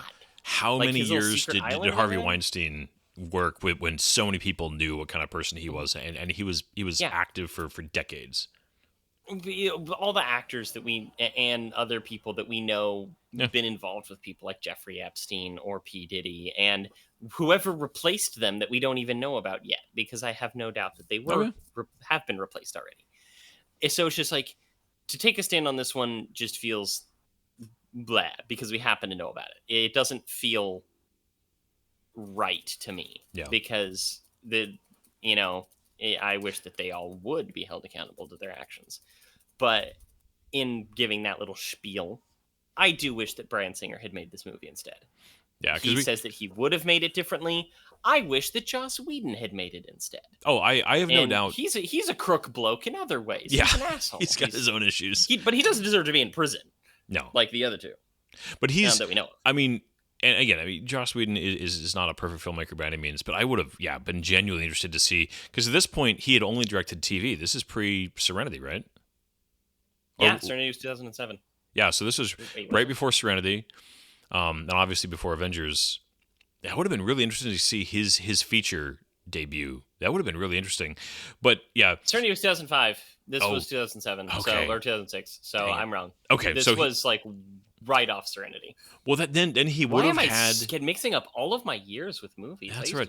Well, even then, but so I asked you this, and we disagree on this, but I totally respect your answer. That would you sacrifice Superman Returns to get the Singer version of this film? Yes. Yeah. And as much as I disagree, I totally understand. Returns. Okay. I love Superman Returns. So much. But to be able to stick a landing, okay? Third movies are so tough. And this was the era of the crap third. Yep. Okay? Think of all of the superhero trilogies Blade Trinity peaked with their second movie. Yeah. Blade, Spider-Man, X-Men. I know that there's another one, but I can't think of it off the top of my head. I mean, I feel like Fantastic Four never got to the third one. What else was there? True. I mean, even I mean, some people disagree with this, but I hard disagree. Dark Knight Rises was a rough ending to that trilogy. Dark Knight, thank you. Dark Knight, thank you. That was the other one, the Dark Knight series, because that is concurrent to this. Batman Begins had already come out. The Dark Knight was in production when this movie came out. Yeah. Like the second one peaks and the third one flats. Yeah. Endings are hard. I mean, they really are. They really are, but it's just like, then take more time. Yeah. I get that the studio pressure. I know that is an unrealistic ask, but Blade Trinity is an irredeemable travesty. Yeah. This and so X-Men 3 and Spider-Man 3 have redeemable things, but they're so bad. While The Dark Knight Rises is a subpar Nolan film, but actually an okay Batman film. Okay. Yeah, so that's what I have to say about those. Yeah. No, I intensely. I'm very frustrated by Dark Knight. Right, when we get to that trilogy, we'll talk about it. But yeah, I know there's defenders of that movie. I know we both found this when we were researching this film. There is a weird corner of the internet that really defends this movie and actually puts it up higher than X2, the second one, which is insane in my opinion. Yeah, and we were we talked about this last time, and I think it's worth bringing up again quickly, and we got to wrap this up. But this X-Men and Spider-Man really did kind of kickstart the superhero movement again in a serious way after it had fallen off with Batman and Robin and, Steel and a few other, I mean, Blade, I think, was really the only bright spot in the superhero, like I kind of, not superhero, like comic, world before. Because, I mean, this is, 2008, 2 years after this movie, so we get Iron Man. And as much as I have a lot of fondness for these movies, the first two specifically, obviously, not this one, and the first two Spider-Man movies, which I think are also, very good, they, in my opinion, as much as I love them, and as much as there's a ton of nostalgia for the Fox era Marvel stuff, they don't measure up to the peaks of Winter Soldier to me, as far as where we would end up taking comic book films and how good I think of some it could get, and I don't mean that as a disrespect to the talent behind these films, but I do think that there's, as much as these are objectively good, there's also a little bit of rose tinted glasses back on these right now. absolutely. Yeah. I mean, I think that you're going to find that whatever you do. I think that there's rose-tinted glasses going back to Batman and Batman Returns. Mhm. I think that there's some creative decisions there that are really weird, but at the same time, that's what led to the best Batman movie in the form of Batman Begins. I think The Dark Knight Rises is a better film. I think Batman Begins is the single best Batman movie ever made, along with The Batman. Like, there is a stair-stepping to these things. Yeah. These movies walked so that the MCU could run. As good as Spider-Man 2 is, because I think that Spider-Man 2 is the pinnacle of 2000s superhero movies. Yeah. It is Spider-Man very 2 and Batman Begins, and in a very different way, The Dark Knight. Very different way. Along with Iron Man, of course. But it's just, those movies in that decade were building one on the other. Spider-Man 2 built into X-Men 2. X-Men 2 built into Iron Man. Iron Man and The Dark Knight running concurrently built into the MCU. Yeah. And I think that it's fair to criticize what was and look back on them with rose-colored glasses, while also looking back on them with rose-colored glasses. And I think that's similar with the evolution of science fiction. Yeah. You had Star Trek Enterprise, which fumbled all over the place, which then led to Battlestar Galactica, because there was a lot of intertwining between the productions of those shows. And then Battlestar Galactica, which had a lot of problems but was revolutionary, ended up leading into The Expanse. Yeah. And The Expanse is like perfect. Yeah. It's, yeah, and there's the biggest example to me would be, I love Star Trek the original series so much. It's so special to me. But I would never try to argue that it is objectively better than, Star Trek we got later. There's some concepts there. There's some foundations there you got to respect. And you can definitely love it for what it is. But there's this unfortunate tendency to just completely remove any objectivity out of the conversation because you just want something to be true. And yeah, there's you can absolutely love these movies, and I do love these movies. At the same time, be fair about the weaknesses that they had and the things that we learned through making them that we were then able to do better in future films. And me trying to convince some modern gamers to play the Mass Effect series. I love Mass Effect, but the fact is, gameplay, especially the first one, is rough. You know, it's fairly simplistic by today's standards, and it's hard to get into for modern gamers. But it's sad, but at the same time, I also can't, like, the quality's still there. And that's what these movies are. And I remember showing them to my wife, and they're not the MCU, but you can still see the DNA there. Yeah. And for the defenders of this movie, I don't understand it. I read some of their arguments talking about, like, the larger scope of the story and what it means for, like, addressing actual mutanthood and things like that.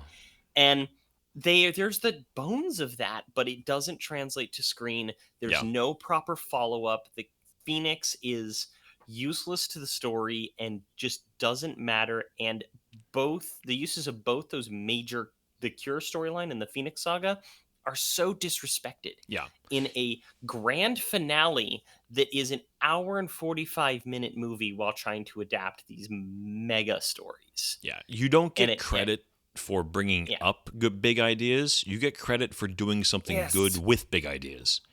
Which is the problem of so many superhero movies. Yeah. And we'll get to this especially when we get into Marvel Phase 3 next year, okay? Because they constantly do that. And the DC universe constantly did that. They did it with Man of Steel. They did it with Batman versus Superman.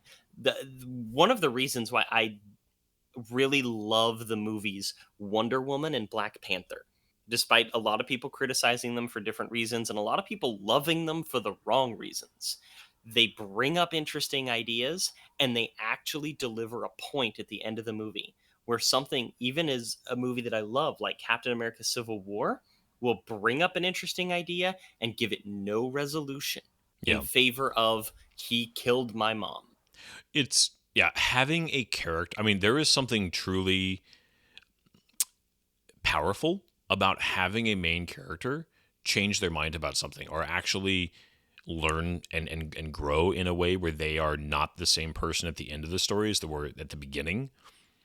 And when you, and both those examples, I think that Black Panther specifically, like that is, when that's done well, but it's hard to do. And so many movies, even movies that I really love, struggle to do that. And it is a shame because if a character remains completely static and just experiences events without actually being changed by them, that is it's tragic how common that is.